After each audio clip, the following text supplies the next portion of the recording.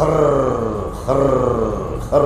میں رحیم یار خان میں گیا ختم بخاری کرانے کے لیے، کئی دن سے میں بھی سویا نہیں تھا، تو ایک قاری صاحب کو میرے ساتھ، وہ کمرے میں ایئر کنڈیشن، رحیم یار خان میں گرمی ہوتی ہے، کہا کہ آپ دونوں کے دونوں اس کمرے میں سوئیں، تو ہم دونوں کے دونوں اللہ آپ کا بھلا کریے کہ سو گئے۔ قاری صاحب نے جو شروع کر دیا، وہ ہارن بجا رہا تھا، ربا میں نے درود بھی پڑھا اور کانوں میں انگلیاں بھی ٹھوسی، اور پھر یہ کہ یہ کپڑے بھی لگایا، لیکن میں ناکام ہو گیا۔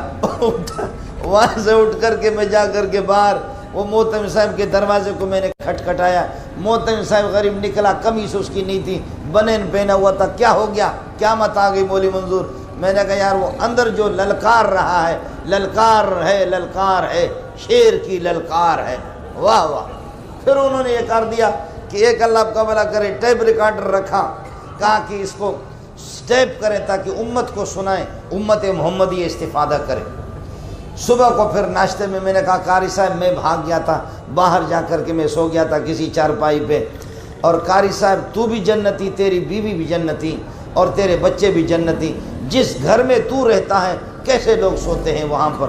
کہنے لگے کیا مطلب ہے؟ میں نے کہا اس قسم کے جو تیرے ٹر ٹر ہے اللہ کے بندے، تیری بیوی کس طرح سو؟ کہتے ہیں نہیں میں ٹر ٹر نہیں کرتا۔ ساتھی سے میں نے کہا یار آواز لگاؤ، انہوں نے ٹیپ لگایا، ٹر خر خر۔ میں نے کہا حضرت یہ آپ کی 7 اشرہ نہیں 21 اشرہ والی قرات ہے، یہ تیرے 7 اشرہ نہیں 21 اشرہ والے ہے۔ یہ امت جب راتوں کو اٹھ کر کے روتی تھی تو